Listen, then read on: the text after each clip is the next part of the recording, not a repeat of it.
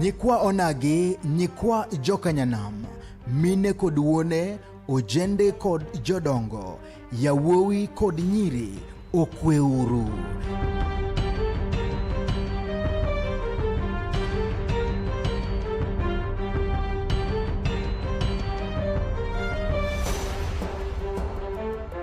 Gima ber osebiro kendo osechoponwa kamora mora mawantie.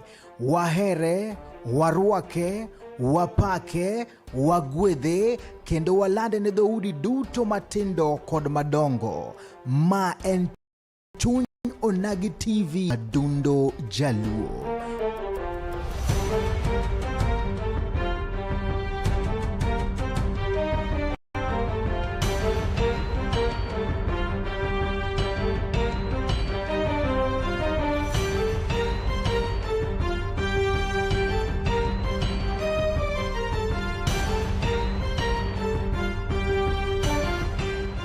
Wang jowi mamarwa, girwa mwageno, chopi mondo wambeki, siasa, weche somo, pur, ohala, kod dongruok, kaachiel kod chenro mamoko.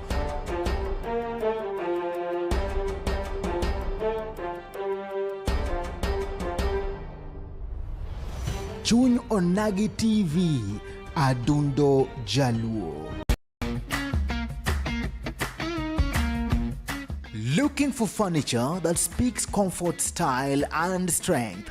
Welcome to Kolweny Furniture's Kisumu, where quality meets affordability. From elegant sofas to strong beds, stylish tables to modern cabinets, we've got the best furniture to turn your house into a home. Enjoy great prices, long-lasting durability, and reliable delivery services right to your doorstep. Why settle for less when you can have the best? Visit Kolweny Furniture's Kisumu. Call us now on 0716-520-294. Kolweny Furniture's Kisumu. Built to last, price to please.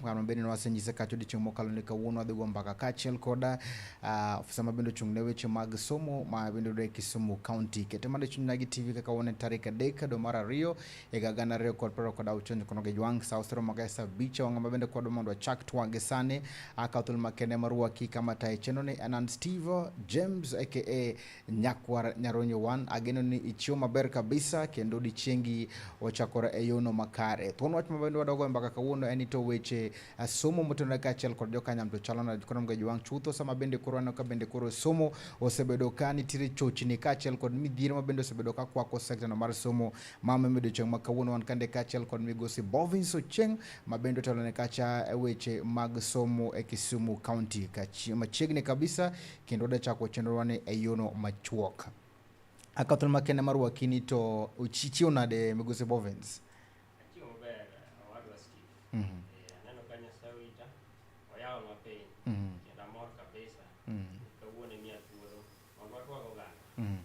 Amba mor kabisa kumchopo kandi en gima ber kabisa nano ka in maber kabisa serikal ber serikali bes kabisa. Kapo kwa chako kaka Chuny Onagi TV kandi wendwa mokwongo wagomboga mondo miyo janeno maro ng'eni to Bovince jakanye yimundi pak na ni to Bovince en jakanye to Onyakwar nga kato adhidha maber kabisa. Bovince Ochieng ane ofisa maru motelo ne weche mag somo county ka chief officer in charge of education, technical training, innovation and social services. And Bovince Ochieng and Nyaka Kabodho. An Nyakwar Julia Sauma. Kichopo bugo kanyo mane dala, bugo Republic, mane Singapore. Kama yose wudi Nyaka Kabodho. Aber kabisa no bana kaya wudi Nyaka koro buko ko wang ngine magidwa ka Kisumu County. Kabisa. Iwacho ni mwanda kudienda ngato. Mwanda kudienda ngato. Ni la ya lawa. Kwa market bende ji sherekea tu. Donge. Oganda Nyaka sherekea. Bere kabisa. Yena mondo wachaki kaka pile Chuny Onagi TV Duond Jaluo wan bende gi chenro mabende koro watemoga mondo mi wagom mbaka kaachiel kod Duond Onagi kendo mondo wanene to dhowa ni obedo gima ber kabisa kabisa. Wero ga chako gi ngero ka ngero ma kawuono joluo nogo ngero ni joluo nogo ngero moro kani outwatch ilore mos outwat ilore mos. Akani se winjo ngero no? Ngero na se winjo maber. To moloyo duto te ahero kaka udolo twagni iluongo ni Duond Onagi. Duond Onagi. Duond Onagi. Ndalo mana dongo ne wan ga gi shida matin. Mafuta miliel ge ot ni samoro ne koso. Koro sa 12 gi nus achiel ji osechiemo. Koro ka ji osechiemo kaka rowere matindo wadhi e duol. Waoyo mach iro moro mimoko mar dhok cha. Iyudo ka rowere matindo ae mieche mopogore opogore to biro to chokoru kamoro achiel. Koro sama uchokoru kanyo no to ugo mbaka mag gweng'. Ugoyo chenro kaka piny chal, kaka nuwuotho nyoro to gi kaka kiny bende udhi to dwe bende rieny. To nyithindo mor kabisa. Koro ndalogo ne wan gi thuolo mar wacho gigewa kaka rowere mane gweng'. Ne ber kabisa. Koro sama iloso gimiluongo ni Duond Onagi ni, iloso kama bende is a similar concept ma ji nyalo twak to wacho gik moko kaka jogoganda, kaka joka ng'ato. Wang'iyo ni as a community, ere kama wae, ere kama wantie, ere gima kama wadhiye. Ber kabisa. Koro joluo bende nowacho ni outwat ilore mos. Ilore mos.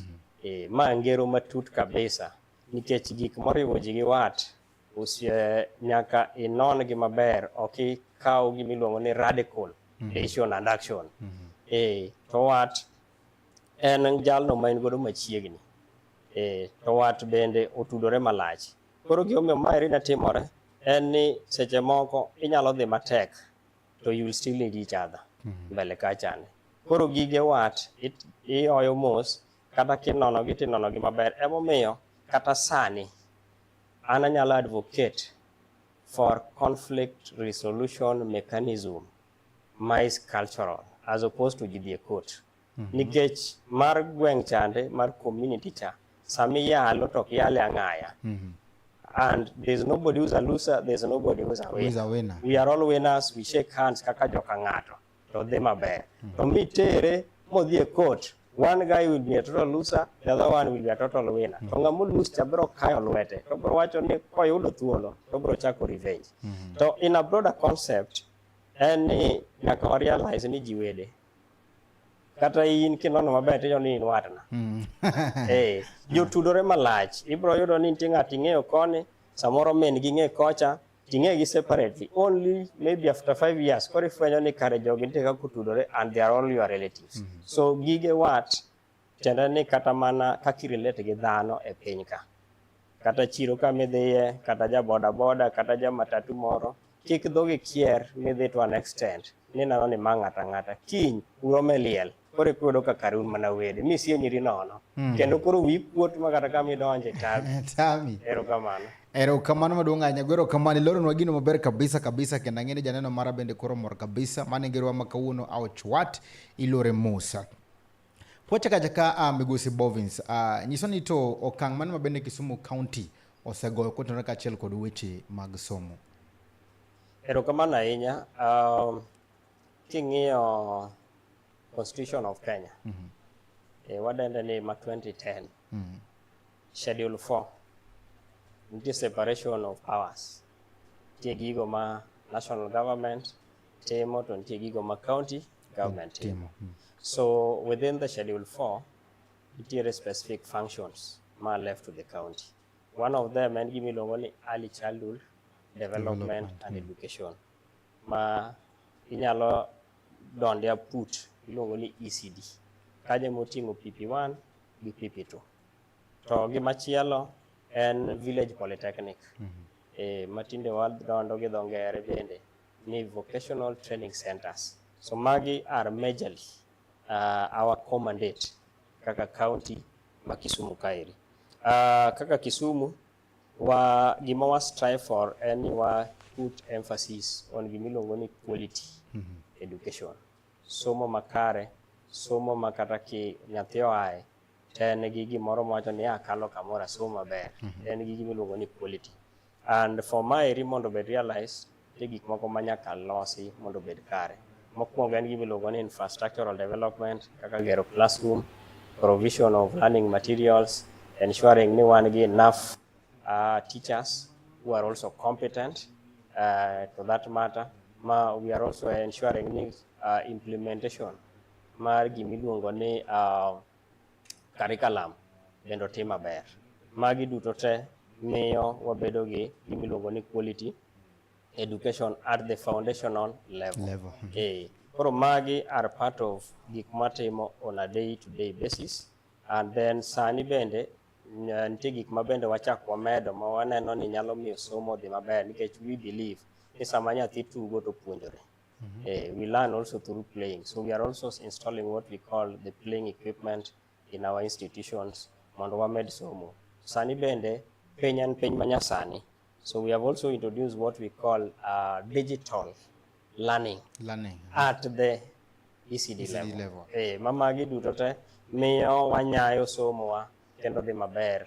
Maduong' moloyo, nyocha bende wachak wa introduce gimiluongo ni ECD Cultural Festival, ma ochakore at the ward level, odhi sub-county, room at the county level.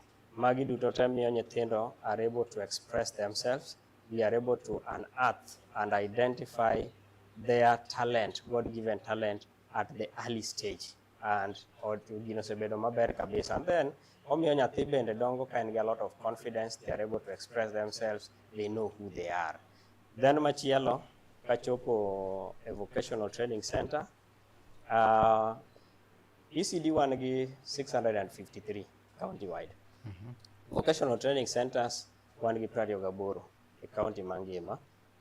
Maeri bende we strive for what we call quality technical training. Mondo mi wa provide ne nyithindo te mag kuondegi eki. So we offer courses mopogore opogore. Ng'ama dwaro puonjo tudo stima, dhok moro luongo ni mach, jamach motegno. Kidwa bedo jamach tidhi kachande. Kidwa timo motor vehicle repair and maintenance, kidwaro timo plumbing, building works, mago courses mo offer kachande maber kabisa. Kuonde tueng'o, ng'ama dwa tiegore yore mag tueng'o gi loso law, ng'ama dwaro puonjore issues mag catering services, hairdressing, magi duto te nitiere within our vocational training centers.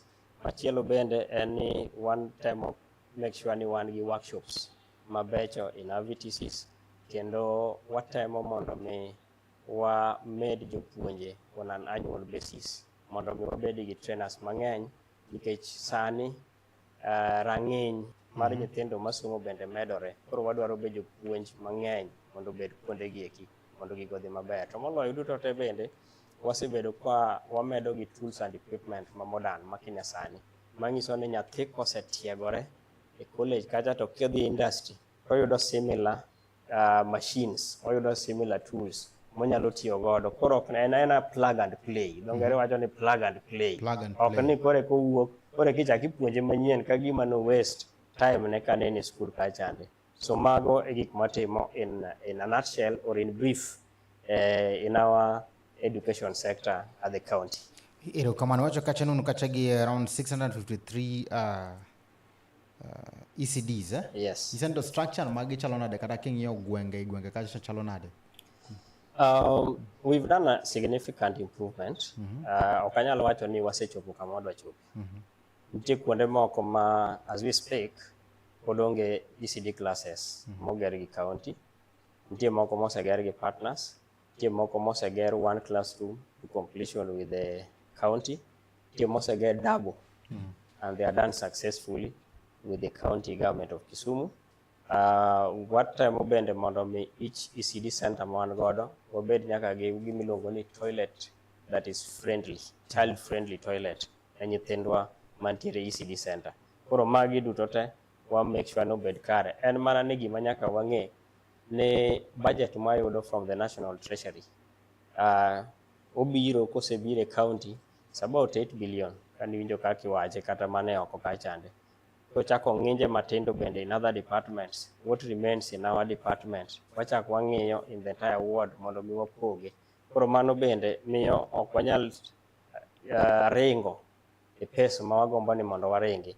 To nyaka bende jopiny bende ng'e ni according to article 203 of the constitution, chik wacho ni as per now onego bed ni counties karach to yudo rata mamalo 15 mabire county pod imiyowa par. Koro nitiere shortfall mag pesa mabiro, and out of the 4 trillion budget mitimo at the national level, only 500 billion comes to the county. These 500 pod ichake ng'inja among the 47 counties. Koro mano situation ma counties nitiere. Kiyiena mondo apenji, in kaka jal mabende koro chung' ne migawo mar somo, iwacho kacha ni wan gi ECDs moger gi county kod moko mabende oger gi jogo mabende koro konyo kata mana partners like county. Ang'o ma ukwongo consider kapok gima consider mondo mi uger an ECD na locality? No, majorly gima consider is on top of the priority kama onge ECD. Kijuro kajo moko ywak wanoyo koni wanonge kama onge ECD, that is our first priority. And kanye machako godo kore kwang'iyo ni to kanye man godo manyalo medo, but sani to our first priority and kama onge ECD. Money is our first priority. Ma every word Kisumu kondo se make sure ni kamara mara ni no nitie moko achiel ariyo ma pod onge godo. Lakini nitie word moko ma totally they are done to completion. Yeah. Like in Aero ward, I think is only Kagimba ma could be having not an ECD, but most of them have been done. Koro nitie words moko ma done. Words maonge koro gin gisomo kanye gin no nitiere. Yeah, nitiere kaka we work closely with the institution. Remember, ECDs are also domiciled in a primary school. So we work closely with the HOI, head of institutions, so that these children are also find a conducive environment within the compound. Yes. Erega kudil gi privacy disease gi public ma county code skunde mag jigi wegi gibe. One nitiere gi private ECD centers, then one tier bendegi public ECD centers. Majorly, we have focused on the public, but within our act, we are supposed to regulate as well the private one. Though we were guided by the COG, name under me, issues mark private, they'll come up with a framework that is unified across the entire nation that will help us in terms of regulating also the private sectors, the private ECD centers. Yes. Yeah. In terms of bende ndiko jopuonje within Kisumu County, aparo ni tend county ma Kisumu County kata basa samoro bende the county bende ne gi role ma bende gi play. Mana dir. Kabisa. Samo way ni wan gi gimiluongo ni annual recruitment plan. Mondo mi work close of the gap mag ECD teachers. Initially, 90 teachers mane were on contract basis. Through Professor Nyang Nyongo, they were all converted to P&P. Last year, Noa ndeko jopuonje mag ECD 100. This year, we are also going to employ another 100 ECD teachers. Ma bende wadhi bedo godo e county kairi. And this is a process we will be continuing because governor has also given a direction. We must make sure we have adequate ECD teachers in all the public ECD centers in the county. So this will be an ongoing process. Maubro bedo kwatimo iga ka iga. Kada sa ni maungisi mara 100 madhi recruit me advertisement no set. And I think today should be the deadline, 3rd of February. Yes. Then from there the shortlisting process starts.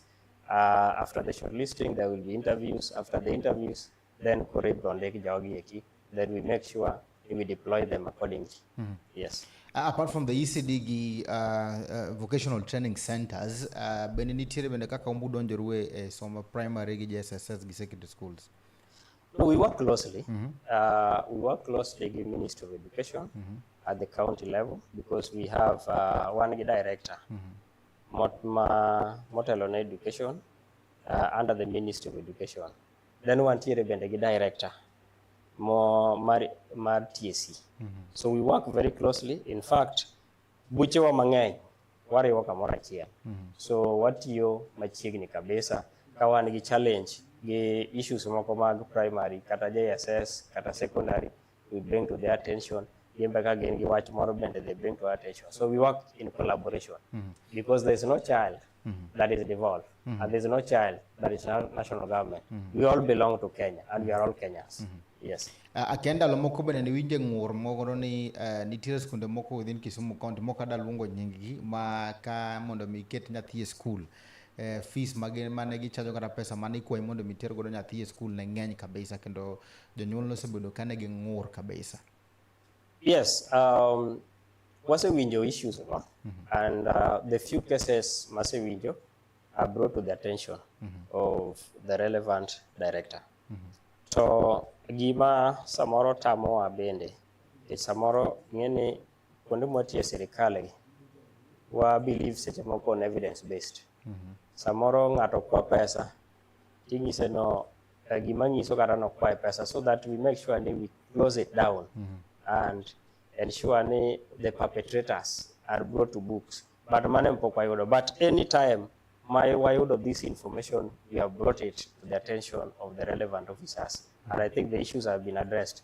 Ka nitiere moko to bende pod wakwayo jogo duto man gi nyithindo and jogo mantiere within the community and jogo ma Kisumu County. Ka nitie such kind of cases, they need to inform us or bring it to our attention so that we are able to address them. Yes. In terms of performances, ineno nade as Kisumu County? Performance maybe nyalo elaborate parameter mane midwa nang'iyo kata lens mane mar performance mar nyithindo koso performance ni on whatever we have been able to do as a county. Performance in terms of mar nyithindo kaka bende gitime school gi compare gi other counties mamoko sane bende wan gi jok mabendo the STEMs and all that. Ineno ni Kisumu County go kang mane weche mag somo, especially kwa ngora manyalo nyiso kata ka Nyanza Saole wacho ni ndalo machon joluo ne somo maber kabisa but chal ka gima somo dok chien either nikech somo is expensive kata nitie gima gino mabende timore. Yeah, Steve, adieri makende en ni we are faring on. Okanya wacho ni wan maber to bokanya wacho ni wan marach. Baranya wacho ni we are faring on. Reason being, king'iyo the global picture or at the national level, nyithindo manotimo KCSE negi 993,000. Nyithindo manoyudo direct placement to the university negi 227,000. It means near about 700,000 plus did not manage to get direct placement to the university. That actually onego beni ng'isi ni as a nation nitiere kamoko ma okwadhi maber. To gimomiyo bende wacho ni we are not doing that much and we are not doing that poorly and we are somewhere there. And sani somo has become expensive. Somo has become expensive. And in our community, most people are vulnerable. Kinga moda Kisumu kaeri, temedhi Obunga, temedhi Manyata, temedhi Nyawita, temedhi Nyalenda, kasto koro wuog oko mar town. Iboyudo ka nitie nyithindo mang'eny ma kata sani eri manyoti ogol majoji otimo JSS examination mano onego bed ni donjo e grade 10 to pok gidonjo e grade 10 because jonyuolgi ok nyal afford terogi e grade 10. Mae nyiso ni kata mana sama nyithindogi nitiere class, thuolo ma gikawo mondo mi gibed e class tin nikech ng'enygi riembogi nikech school fees. To moko bende okalo monego bed ni dhi e school maber kaka joma nonego bed ni dhi e grade 10. Iyudo ka koro ikawogi igologi iketogi e day school nikech the parents cannot afford. Now when that is already compromised, kata time ma nyathi, contact time ma nyathi bedo gi japuonj is also not much, it is minimized, then nyathi cannot do well. To magi ma inyowa kabisa as a community, and I cannot say we are doing much better, but we are doing averagely or fairly. Magi are issues ma if they are able to be addressed, then iboyudo ka nyithindo go bedo kadhi e school kendo gibro spend more time with the teachers and definitely performance bro improve maber. Yes. In terms of bursary allocation kata mana konyo nyithindo mabende samoro chando kaka Kisumu County bende untiere gi migawo machalo koda kamano ma samoro ka janyuol bende nen gi nyathine mabende samoro komo kacha to enene ka nyathi manyalo bende un gi that sector mabende samoro kaka Kisumu County migawo mar somo utimo. Erokamano nya Steve. Wan gi program under education fund.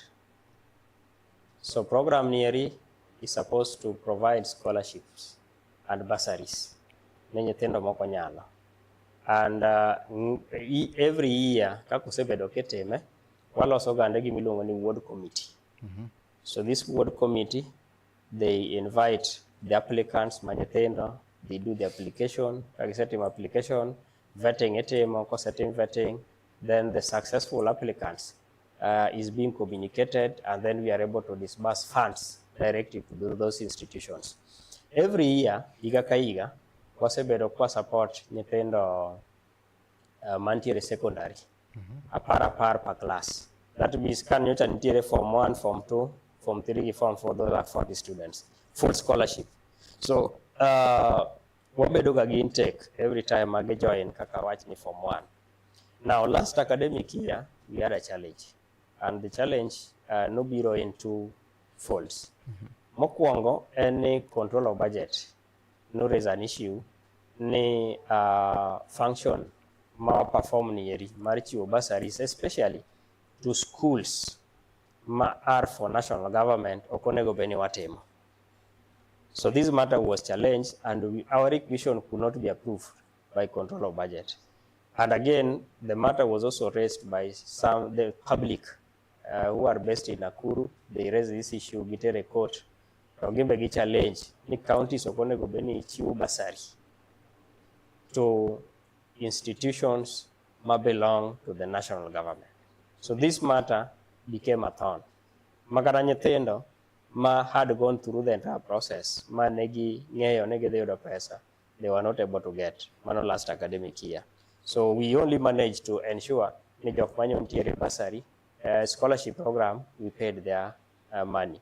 Now, another issue emerged, probably in terms of now the relationship marwa with national government. We must sign what we call intergovernmental partnership agreement. So that one we have already done. We have signed the intergovernmental partnership agreement. That is the county government ma Kisumu, ma governor emo sign to called Ministry of Education, the CS. And of course, it has to be approved by the Attorney General at the national level. So that has been done. So we are hoping now, as we are moving forward, in the next few months, maybe by April, onego beni pesa no usiwo kwa nyithindo. Erokamano.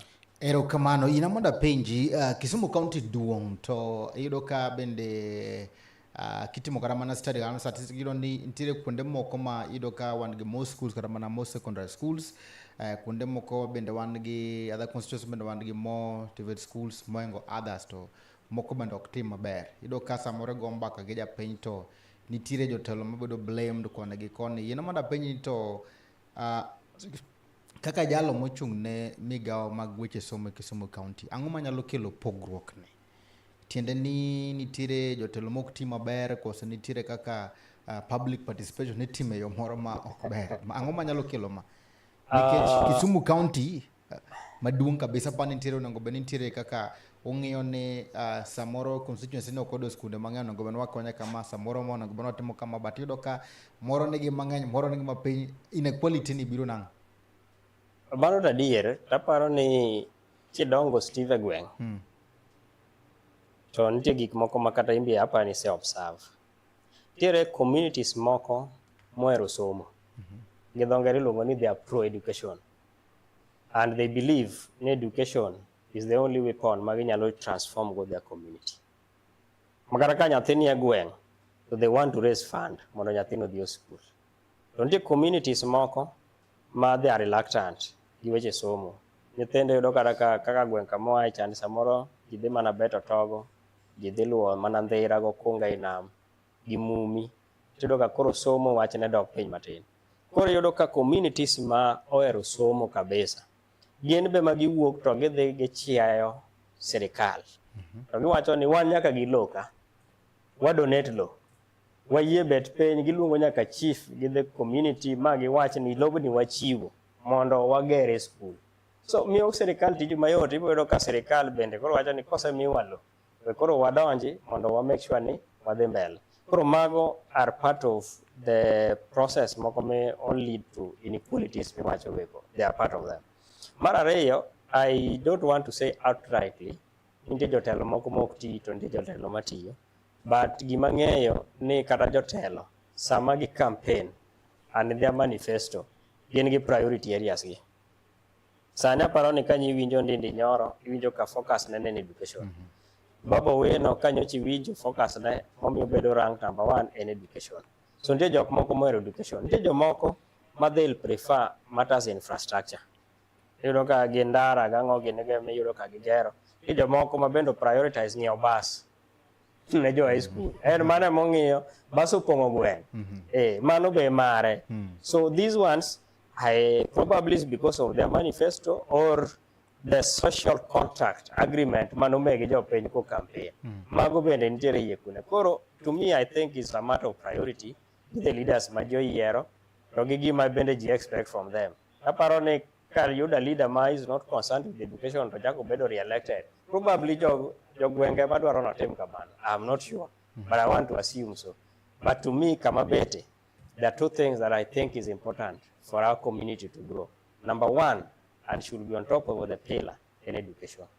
Sama ji osomo gwenge ji yawore. Sama ji osomo obongo yawore. Sama ji osomo gweng' chiewo. Sama ji osomo network bedo madongo. Gweng' nyaka dongre sama ji osomo. Koro somo should be a priority. King'iye with whichever lens midwa ng'iye godo, somo nego mi misingi moingo gimoro amora. Ene monego kete on top of the priority list. Kasto moko nyalo biro bang'e, to moloyo bende wan kaka gweng' ma Kisumu County kaeri, our economy is run on trade. So the most important thing and mana economic empowerment.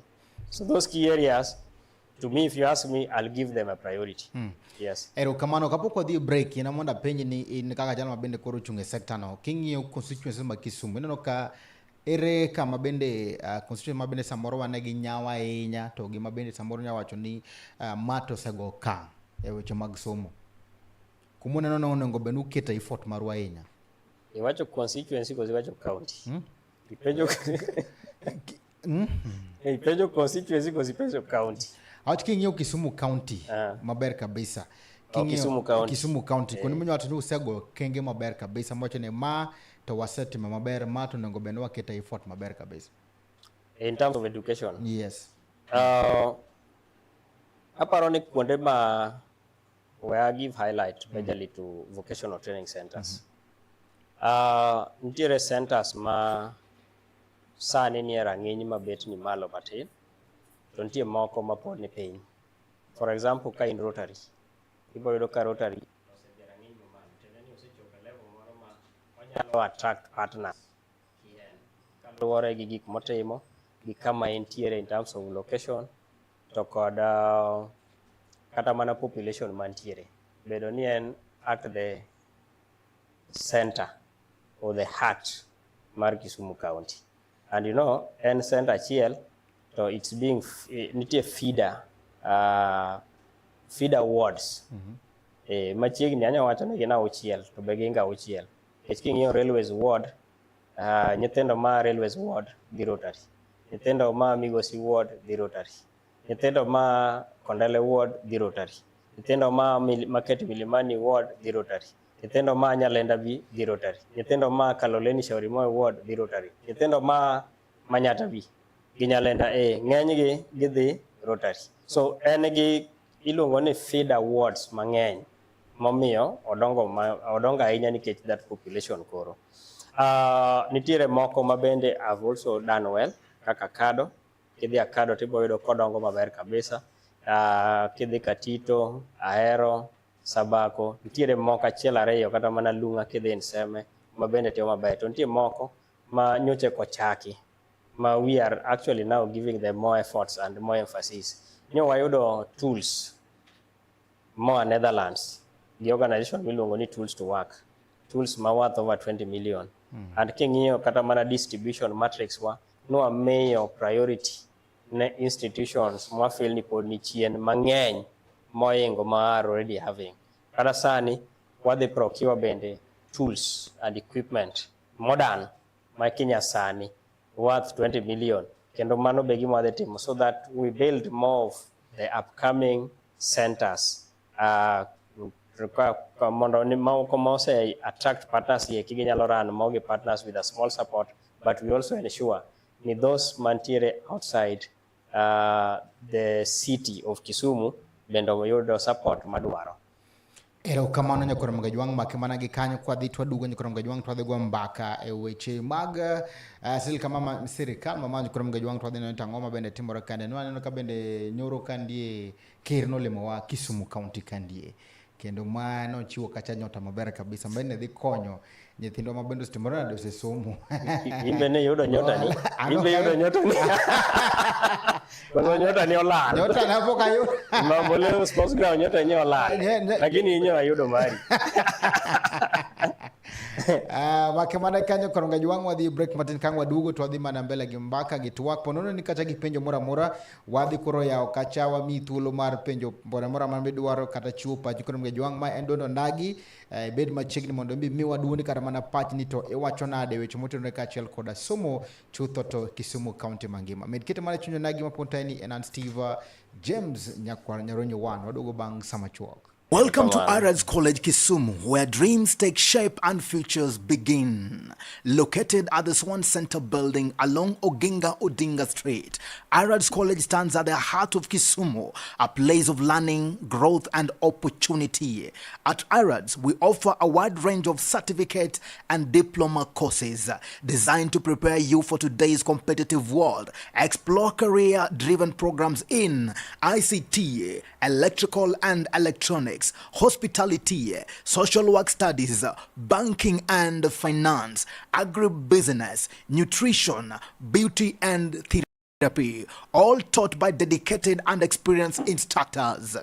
This January intake, your journey starts here. Whether you qualify with a diploma, artisan level or higher, Adundo welcome you with open doors. Choose what works best for you, full-time or part-time classes. And for ultimate flexibility, e-learning is available.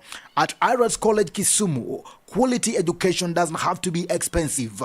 We offer affordable school fees without compromising excellence. Step into a brighter tomorrow. Step into skills, confidence, and success.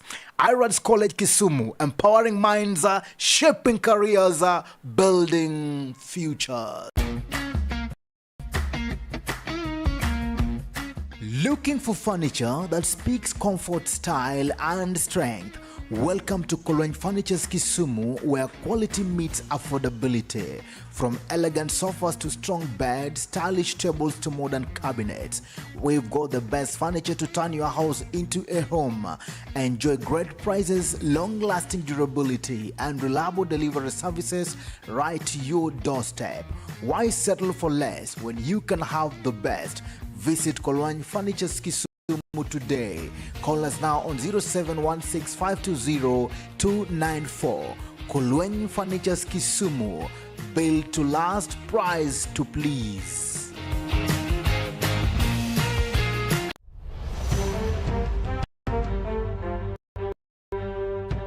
Nyikwa Onagi, nyikwa Jokanyanam, mine kod wuone, ojende kod jodongo, yawuowi kod nyiri, okweuru.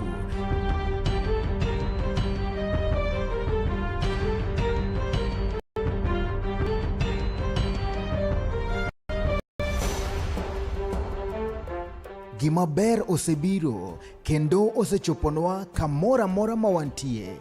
Wahere, warwake, wapake, wagwedhe kendo walande ne dhoudi duto matindo kod madongo. Ma en Chuny Onagi TV, Adundo Jaluo.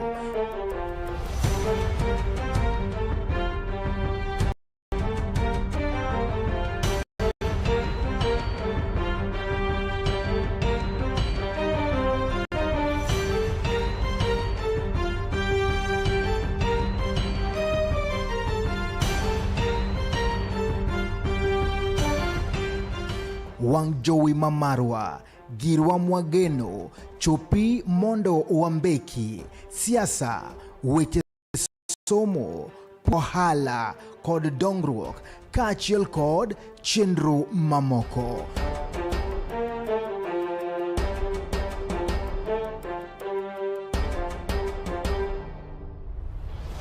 Duond Onagi TV, Adundo Jaluo.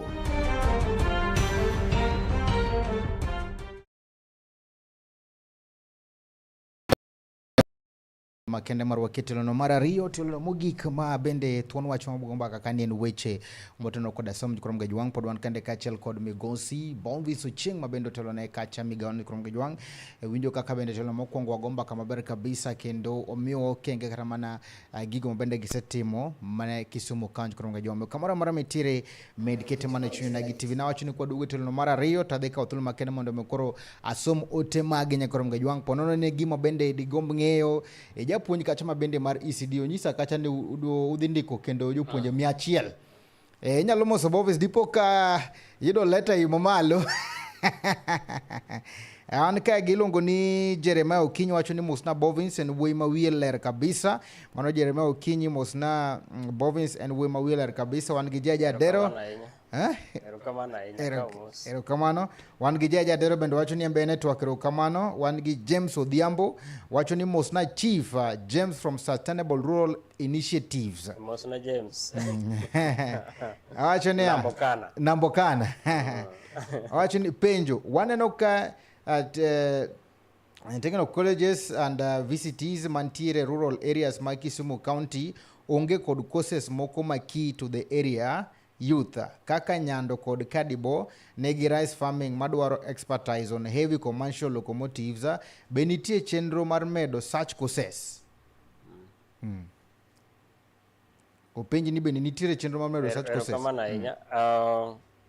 sani Steve waloso wachako chenro momiluongo ni setting up centers of excellence in each and every vocational training center mwan godo but wachake on a sub county level kore kwa bro they to the ward level to centers of excellence en yudo course moro ma is a speciality in a center and that is viable for the community kidhi Sabako wachako course miluongo ni aquaculture masane kidhi Sabako kanyo nyo wasekunyo pi pigno be itiyo go nyaka gi the community pigno ero wachako waloso godo gimiluongo ni fish ponds mwaseketa auchiel ma nyithindo puonjore to bende is a production unit and it also an income generating activity for the institution to each fish pond waketo rech 1,000 iye mangiso ni sani rech man kacho nego bende gin rech 6,000 by the time itimo harvesting nyithindo yudo rech chamo moko bende ko usi bedo plowed back to the institution and nyithindo are able to learn kidhi Akado waloso gimiluongo ni state of art motor vehicle repair and maintenance actually governor njo dhi kanyo mo launch a very powerful machinery man kanyo makidhi gi gachi Steve adwa ne kiwuok ka erika wuono gachi chande iter kacha bedo diagnose gi machine immediately kendo nyithindo be motiegi ka chande bende neno kaka itimo tiele wila idonjo ka chande to nitie gima kosedonje rail moro ka chande to gachi ting'o mana malo ne ibonyesa tu to idho malo ting'iyo buoye gimoro amora man kuome ting'isi ni mai tuo gachi ni tineno kaka I respond to it mano watimo kacha and the next center in Ahero and we of course we are engaging the community and we are coming to that and ensure ni each and every sub county there is a center of excellence vocational training center erokamano wan ka gi ilongo ni Jalango Tieno wacho ni live from Wichlum Beach erokamano wan gi Ameri Fundi Tosha wacho ni utawala pamoja Geoffrey Omondi wacho ni inenou ng'ise ni wan kode an migosi mano Geoffrey Omondi wacho ni inenou ng'ise ni wan kode an migosi erokamano ahinya Geoffrey wacho ni en kodi migosi ne dala mano go dala wane dala mano kore kama daki erokamano kapok wadhi e penjo moro kandie ye mondo penji nyocha ne wan kandi gi student leader mar Kisumu Poly kendo ne okelo ywak ne kande ni gisebedo koka Mano Silas. Mano Silas Adem. Silas Adem. Silas Adem ing'eyo? Ang'eyo maber. Nobiro nwa kode kandi kendo nowacho ni gidhi nitie gi midhiro magikale mang'eny. Mokwongo somo ok dhi kanyo makare. Ochako onyisowa kacha ni hostel magin go kacha sani olo kute welo. Onyisowa ni mess magin kocha kacha sani koro school no koro timo mana weche mag outside catering. Kaachiel go gik moko machalo fees bondo mednegi kacha.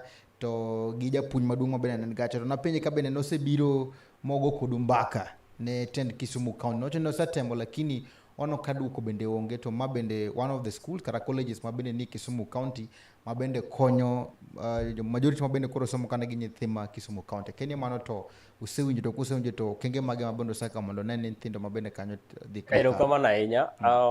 Silas nwaseromo godo gi colleagues ge motelo at the initial stage. Actually, no gimanya, ane mana manyogi.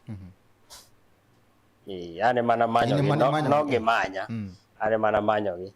To nwawuoyo, mae noyudo kapok olor kata school. Nikech weche gi ka wuok to gin e county, to gi affect wa. Adne ng'isi ni population mar National Polytechnic is 17,000. 17,000 students man ka. Sama gin ka, iboyudo ka kuonde ma ji dake gidaki kendo gichulo rent. Sama nyithindo go nika ohala kata mana mae mamboga chande be yudo pesa ne moro. Ng'ama uso mutumba cha be yudo pesa ne moro. Transport PSV bende yudo pesa gi moko. Yudo ka ja matatu cha bende ang' no yud pesa ne japiko cha bende gi pesa. So they run our economy. And kantiere issue kaka mano chako wuok noero, I felt concerned. Omiyo namanyogi, mwabet piny mwawuoyo. And we left it in Gikma. They'll also appraise me of mondo we formalize now the process. And it was nwachake in an informal way. Remember, Kisumu National Polytechnic is a national government function. So us being concerned and being in the county and being leaders for that matter, we must find a way to resolve the issues. And that's why I had to come in. But now, kapa nikuwa nuchopo kambele kanyo they never came back. So ingeni sejamogo ndi makichopo tokidwa neno rini sari. But I made my effort, I reached out, I made a call, and we followed up. We had our first meeting, and now we were to have some subsequent meetings so that we now bridge the gap. Adwa ng'isi ni e piny ka, onge gima ok nyal ga bedo resolve. To piny kaeri gimoro amora bedo resolve. Mama wacho ni kar chakruok wach nitie. To wach ne nigi Nyasaye. To wach ne en Nyasaye. To onge gimoro amora manobedo maonge wach. Kata mana ka niloso wa dhano, Nyasaye nowacho ni let us make come, let us. To moko kata nowacho ni let there be. Let there be. So wach is very powerful and people must say to agree. At the end of the day, demonstration is monologue. But when people dialogue, there has to be a solution. You will always disagree to agree. Kata insani kolorwa kairini we disagree. Kamewa kata 24 hours. Nyaka ng'uka koro wacho ni wawinjore. Ya unuru that. That is how people talk and agree, yes. Erokamano ka koro wuke ukenge weche somo matin migosi Bovince Ochieng. Wachore ni nitiere lemo ma samoro bende samoro geto kande ka wach ni ka samoro in kaka Bovince Ochieng. Migawo mane ma bende diher ti serikal kata nyalo gombo tiyo ne jopiny e okang' machalo nade? Erokamano Steve, an asebedo private sector for the longest time. Nyaka wuoga university asebedo oko. Atimo ohala Kibuye ka. Na ja ohala normal trader ni. Asebedo youth space. Mwadili gi creative art gi kimatin. Kata mandalo moko ne nitie program mane was vibrant in Kisumu kama niluongo ni Poetic Hour. Maji mang'eny attended that event, and they were also out of that event, they became the people they are. Kata mana Apesi used to attend Nyama Mukali. Ing'e ng'ato ni Max Okelo.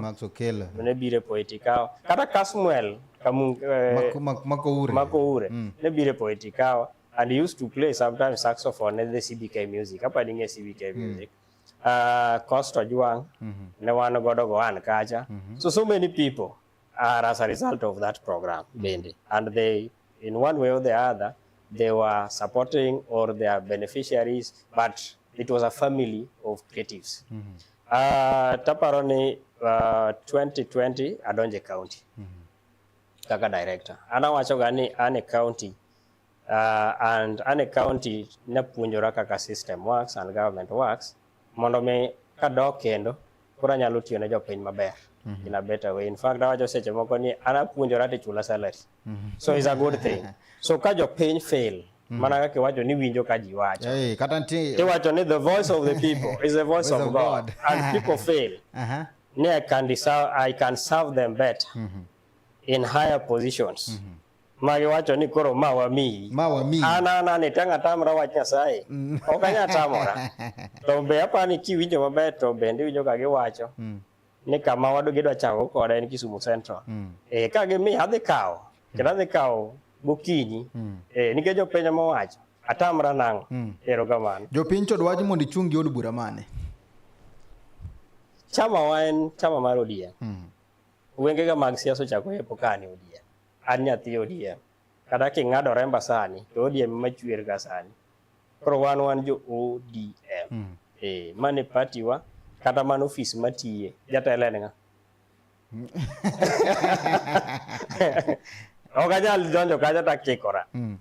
Wan jo ODM motegno, mane party wa, mane party mwanyayo, kata level mwantiere ni, nitie mana role mwa play e party kanyo motegno. Yamunda penji, jopiny wacho ni the voice of the people is the voice of God. Ponono ni ikawo gini, lek mari ne Kisumu Central en mane, kata gino mabe samoro igombo mondo miyo tim ne jos Kisumu Central. Ke jomoko bende wacho ni Kisumu Central kipime gi other constituents at least ena obeto setemi matin kulokruok mane mineno dwa ni kel ne jo Central. Ado penji mokwongo. Iwacho ni Kisumu Central oseteme matin. Jopinye mawacho kan. Jopinye mawacho. Erokamano ahinya. But aparo ni gima duong' en ni before iwacho no osetime mang'eny.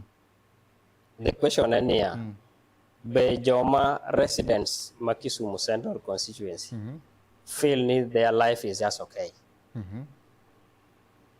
Nikech ka there are gaps, magineno kapod nitiere issues gi korka ohala, nitiere issues korka employment, nitiere issues korka education, nitiere issues korka health, then it means ni kare nitie gik ma pod dwarore mondo time. Kosari yabo. Kaka in migosi Bovince. Koro gima temo wacho en ni kik wabed brainwashed to wuondowa ni Kisumu Central oseger onge gimigere. To nyathi mantie dhot cha to ok nyal dhi skul. Ni Kisumu Central oseger to johala chande to ok nyal timo ohande maber. Ni Kisumu Central nitie gik mosetime to nitiere tabu moko mapod nitiere. Ng'ato kata mana ma nyalenda ka chande sama tiende late to ok onyal access healthcare. Then nitie gik mang'eny monego bed ni watime. Taparo ni gima duong' mana kaka wacho ni moloyo duto to en education. En education. Nyithindo onego bed ni dhi skul. Sani wan gi nyithindo ma samoro nitiere e form 4, moko nitie form 3, moko no join grade 10. And this level iyudo ka ng'eny gi ok dhi skul. To gin e dhot. To Kisumu Central kaeri wantiere gi skunde 12. 2 gin boarding, 10 gin day school. To ng'eny nyithindo mantiere within Kisumu Central ka gidhi kuonde gi day school. Iyudo ka nyithindo gi samoro ok dhi skul. And the reason momiyo gidhi skul en ni feeding fee moro chande ema gionge godo. Samoro nyathi okoso book, samoro nyathi okoso law. These are things that we have to address. Mondo mi nyithindewa make sure ni onge nyathi ma is going to a school, ma should be going to school and is back at home. Kiwuotho ka eri chieng' mona Nyalenda, kamoro ni Nyalenda Young Tax. Ka gin gi function moro kanyo. Koro ka wuogo odhiambo sa 12, ai function. To nyithindo moko adek ochung' e mbele naga piko. Achiel riembo, ariyo ting'. To ka chung' nikech gitemo gweyo apiko to piko dagi mor. Achiel achien ka chande biro to mosani ni aje mkubwa. To nikech ating'o sime e lweta, ne simbe donjo mang'eny kaka sana nya obet e studio ka mak simu. Koro I need to respond ni ang'e ni ng'ano gochona. Nyathi chopuso mana simba. To ringo donjo godo kachacha. Koro amba lor piny tang'eyo kama odonje. Koseng'iewo taduka donje gari. Ka donje gari to nyithindo matemo moro gari ka koro onge. To nyithindo gi king'iyogi gin e age moko mag 18, 19, 20 ka. These are nyithindo monego bed in school. To king'iyo kata mana kaka gin, they are under drugs. They are also peddling drugs. Apiko be imiyogi mana matindo kamaeri mondo mi for quick gratification. To nyithindo gi eki, they should be going to school. So our leaders yudo ka tiyo kodgi e yo marach. So my point en ni nyithindo gi onego bed ni wabedo gi program ma gidhi e school te. Nyithindo ma dhi e day school. Then nyithindo ma are most vulnerable to full scholarship. For example, kikawo kata mana ward kaka Migosi kacha, kawo ward kaka Kondele ward, chai kawo ward kaka Nyalenda ward kacha ne. Nyithindo 55 imiyo full scholarship is about 40,000. 40,000 kikawo ge nyithindo 300 is about 12 million. Nyithindo adi may impact their lives directly. Mang'eny. Then nyithindo gi ka gitieko university, ka gitieko form 4 gidhi kanyo. As a me data, ni only 222,000 out of 993,000 managed to get direct placement to the university. Nyithindo modong over 700 in Kenya. For example, in the county context, nyithindo manyotimo KCSE were 28,000. Nyithindo mano yudo D plus, negin 8,000 with some hundreds. Nyithindo mano yudo D minus, or E, negin 7,900. That is about 16,000 in population. Maok they are direct placement kwacha. Gede de kanya. Okay, kama gede. Bondo University, Bondo Town, Odongo Nango, learning institutions. If we bring more technical institutions in Kisumu Central, then these students will be absorbed. These technical training institutions will also provide a number of employment opportunities. But there's a broader picture of it. We can actually do address education, but also the economy. But I see population driven. 17,000 and the impact in the economy. Now, in that economy. Economy not thrive because of thrive. And when you have money as a business person and you have employment, you have a job, do you have a problem with SHA? Don't give it a chol. Any issues, malaria. Time. So let us look at this thing in a bigger picture. But the most important thing, and the leadership is the biggest challenge. We tend to elect the political figures as opposed to administrators who understand matters policy and who understand legislation and things monego bene table no ganda pay. Don't any policy dwaro each and every constituency onego bed technical training institute. Yeah. Makisumu is neganye. Makisumu West neganye. Makisumu Central neganye. So policy issues, policy drives the development if we implement them. Yenamwanda penji apart from gino bende koro ni kelo ma bende koro konyo gende mano vijana ma gima bende wacho ka poete ka ma neno ka most of the vijende no wuok oko the likes of a pacey gi jok ma bende koro mention go gisani kata ka bende jo Kisumu Central dipone wacho ni Bovince wuotho kodwa e yo machalo koda kama ke sani go wacho ni ngato ka ngato chunge gire no aparo ne ma wanyalo wacho ni isekelo na de jo Kisumu Central. Mano tadieri. Nikech onego bed ni nend ng'ato itimo ka pod ngima. Ing'eni kata kiwacho iyalo injili mar Yesu. To kibiya wacho ni Yesu tero ji e polo. Nyaka wach ni Yesu ni osetimo na magi ma you are encounter with him. Koro ichak ichiwo reference moko encounter moko ma jomoko be nobedo kode e muma kocha cha. And mano bende beauty mar election mabiro ni. Nikech ji biro ng'eyo ni to ng'amodwa yiero history na chal nade kapok wawacho kata gimodwa dhi timo nikech gimisetimo chien will actually inform gimidhi timo mbele. So your background is very important, and I told you ni an asebedo a trader. I've also been in the youth space for the longest time. In fact 2017 when governor was now campaigning, I developed a document miluongo ni Kisumu County Youth Manifesto. And that was a basis of conversation with the governor before he got into the office of the governor. So there are a lot of journey that we have moved to where we are. But even by the time Adonjo Kaka Director Magistrate, I was actually transferred at the city in 2021, January, when there were a lot of issues at the city, and there were planned demonstrations all over. And apparently, if you have been here, the period money until the Kanyo Kaka Director, within that space, during that period, because of the relationship you want the town of Kairi, you bought a lot of products, town Kairi. I don't want to mention now, and they'll always speak.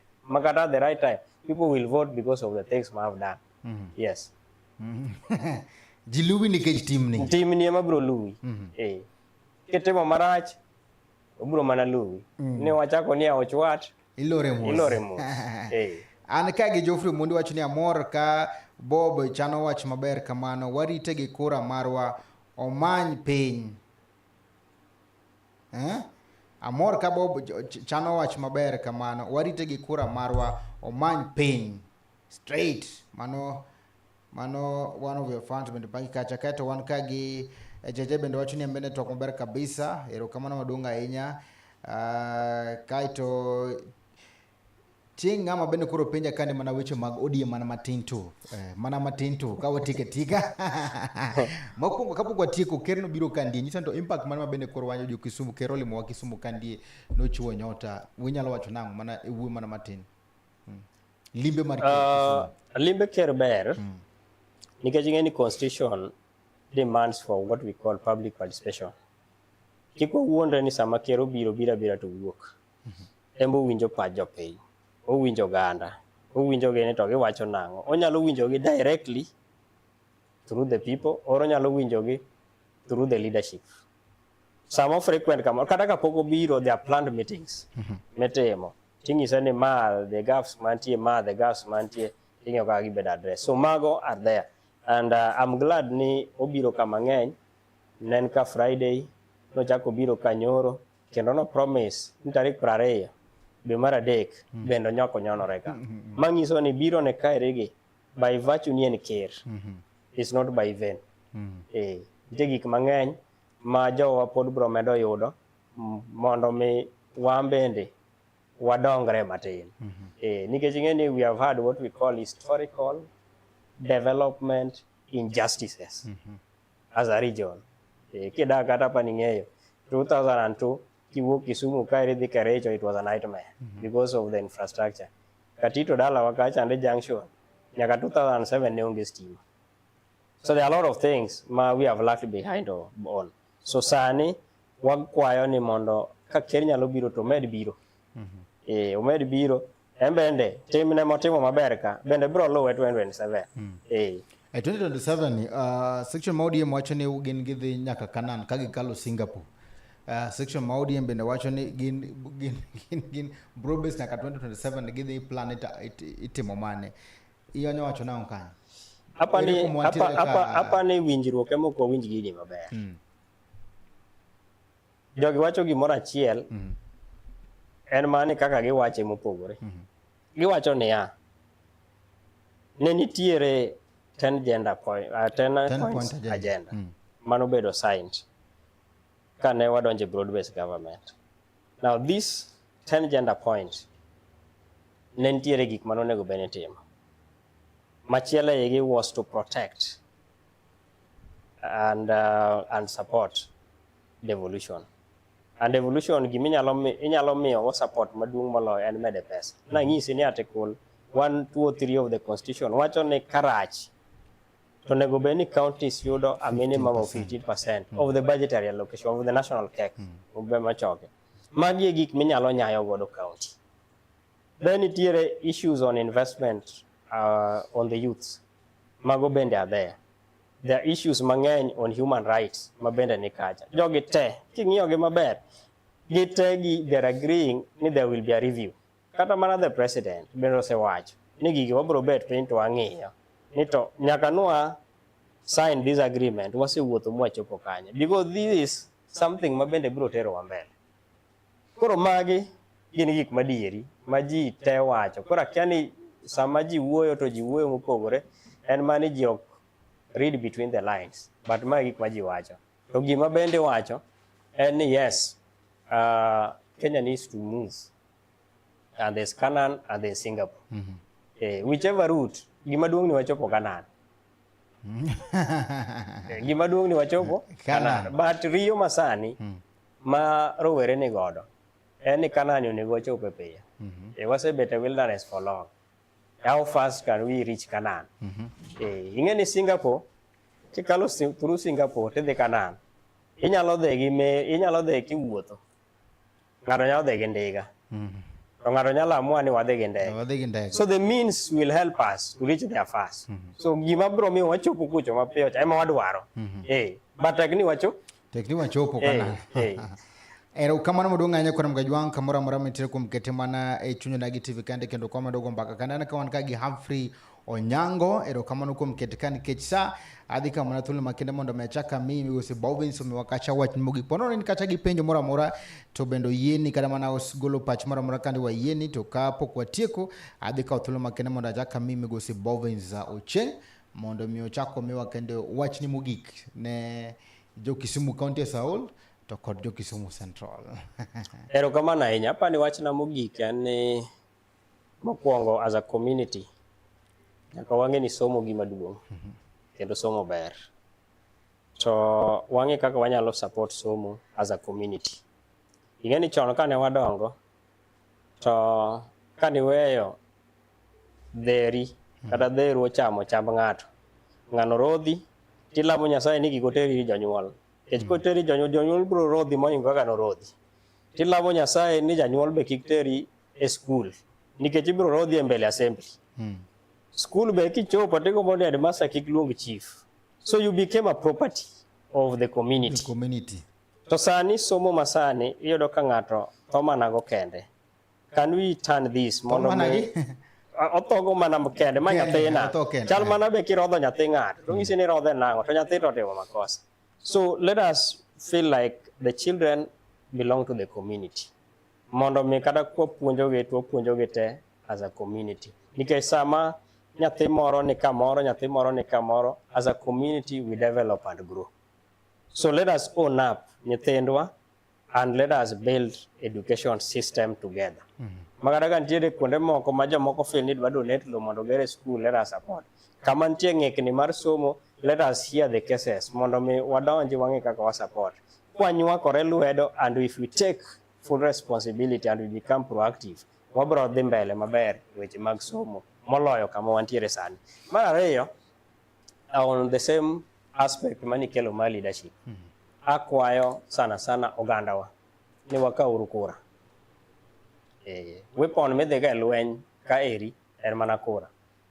For the younger generation, nyocha wan gi opportunity 2024 June. Now another opportunity is coming differently, packaged differently, but through the ballot. And we can only win, and our voices nyalo bedo hard kwa kao kura in large numbers wadhi wagoyo. Region wanieri wan jo ODM. So I also want to encourage young people mondo be registered ODM members with us. Wabro win a nomination. So kiero ng'ato kaka an tigona kura nomination. Kase yombe nomination to kayo. So that is the support that you can give. Then another thing, and let us also exercise what we call a peaceful campaign, peaceful coexistence. Wabed jok moherore. PM ena PM mar kaka bedo bed sports.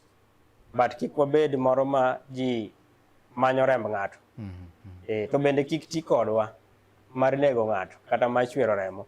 Wabed jogo moherore kaka oganda nikech ka wabedo united kanyo be ma Nyasaye miyowa bende wadongore. Muma wacho kitabu mar Zaburi 133 nyen moro manade gi ilo oganda obedo kamoro achiel.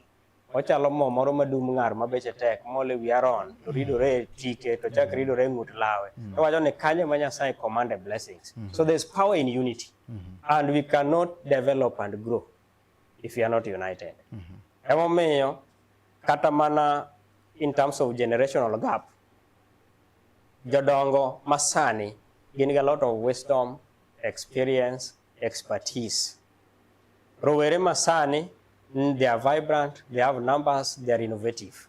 Kwa combine gini, mwa tudo wangachiel mutegno as a community, onge ngabro makowa. So let us also embrace different generations. Jodongo maklwet jo rowere maklwet jodongo. Then we move as a united community and as a united front. To mugik, let us vote and elect leaders based on the ideologies, not based on the handouts. Because ideologies are transform Gemawa. Sama who vote on handout, 5 years is a longer period. Lamenting for 5 years is adding more chapters in the book of lamentation. And we are not addressing our issues. We are still rotating in the same point. So let us make sure in Wayero, Jotelo, Mwangeyo, Ningema wage nyalo transform. And kwa trust ge, give them mandate. Mwade miyogecha, tuntie loko mwadi bedo. Erokamano. Erokamano kapo kwa tieko monda Somb ote mabendo biro kande sane. Wan kagi Geoffrey wachone jatelo. An Geoffrey akwamo gi nyathi oluong wanga pala boys. Konya akwamo kamoro kaoro na bane kanyo. Keto wan gi Collins Ochieng wachoni oneno chenro ne kan Westland Nairobi. Odhi biro go ne kura dala. Erokamano ahinya. From Westland Nairobi. Erokamano Collins kuom kete mana kanyo. Kaito wan kendo bende gi ka wan gi Amiri Fundi Tosha wachono Tawala bende ni odonje twakanye. Erokamano donga ahinya. Wan gi Jaja Adero wachone bentie kande chenro. Erokamano donga ahinya.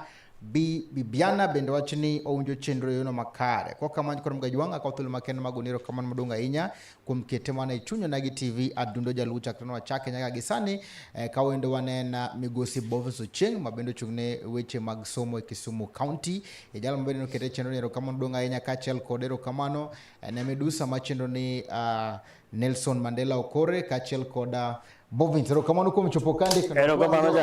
Erokamano. Awinjo kiwo maber. Amor kabisa. Kikwangi handout. Wadhi medo chapters e lamentation. Kaka oritu mbele ber. Erokamano kumkamano oritu masani wanere seche mabiro mbele. Erokamano ahinya.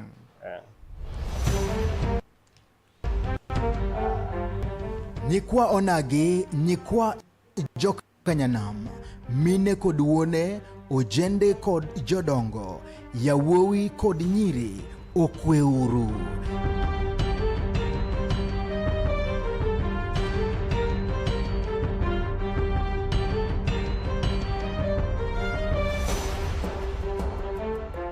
Gima ber osebindo osechoponwa kamora mora mawantie. Wahere, warwake, wapake, wagwedhe, kendo walande ne dhoudi duto matindo kod madongo. En Chuny Onagi TV, Adundo Jaluo.